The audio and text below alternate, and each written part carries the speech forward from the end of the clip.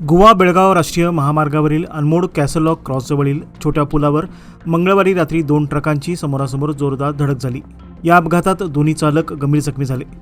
धडकेनंतर वाहनात अडकलेल्या चालकांना स्थानिक नागरिक आणि बचाव पथकाने बाहेर काढून 108 रुग्णवाहिकेद्वारे रामनगर सरकारी रुग्णालयात दाखल केले।